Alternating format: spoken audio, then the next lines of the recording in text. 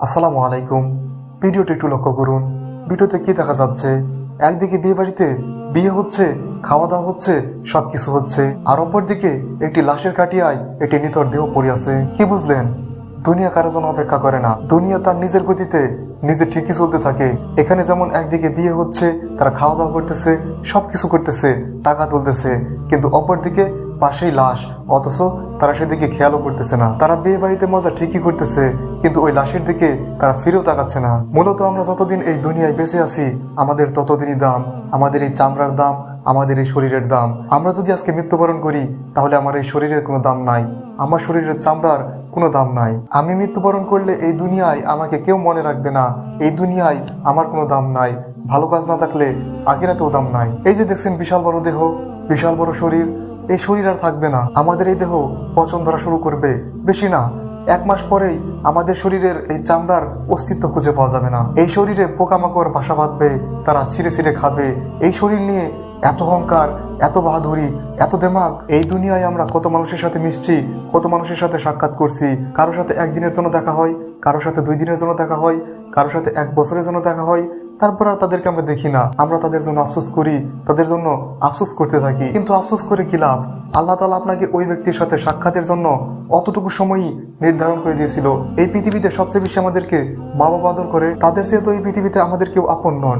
কিন্তু আপনি যদি মারা যান, সর্বোচ্চ মা বাবা আপনার জন্য কতদিন কাঁদবে? 1 সপ্তাহ, 1 মাস, 1 বছর, এর চেয়ে বেশি না। আপনার বাবা মাও যদি মারা যায়, আপনিও এর চেয়ে বেশি কাঁদবেন না, মনে করবেন না।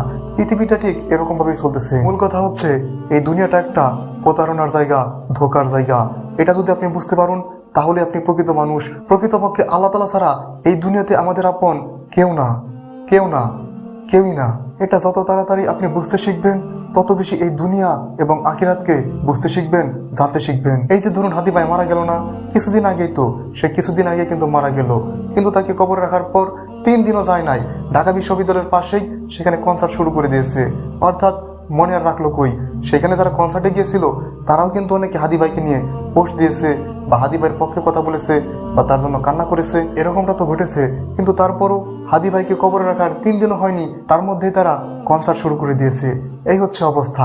আপনাকেও এরকম ভাবে মানুষ মনে রাখবে। হাদি ভাইয়ের মতো মানুষ, যাকে সারা বাংলাদেশের মানুষ চেনে জানে, তাকে যদি সাধারণ মানুষ এত তাড়াতাড়ি ভুলে যেতে পারে, তাহলে আমি আপনি কে? আমি আপনার জন্য কে দোয়া করবে, কে মনে রাখবে? দুনিয়া এখন যেভাবে চলতেছে, কিয়ামত পর্যন্ত ঠিক সেরকম ভাবে দুনিয়া চলতে থাকবে। কিন্তু আমরা থাকবো না। থাকবে কি? থাকবে আমাদের কৃতকর্ম, আমাদের কর্মফল। এই যে দুনিয়াতে কত কত কাজ, যদি আপনাকে নামাজ পড়তে বলা হয়, তাহলে আপনি কাজ দেখান। অথচ আপনি যেদিন মারা যাবেন, বা আমি মারা যাব, সেই দিনও দেখবেন দুনিয়াতে কোনো না কোনো কাজ বাকি পড়েই আছে, বা পড়েই থাকবে। সেই জন্য আমাদের মানুষের সাথে ভালো আচরণ করা উচিত। আল্লাহ তাআলা যা বলেছেন সেই পথে চলা উচিত। আল্লাহ তাআলা আমাদের সবাইকে বোঝার তৌফিক দান করুক। আমিন।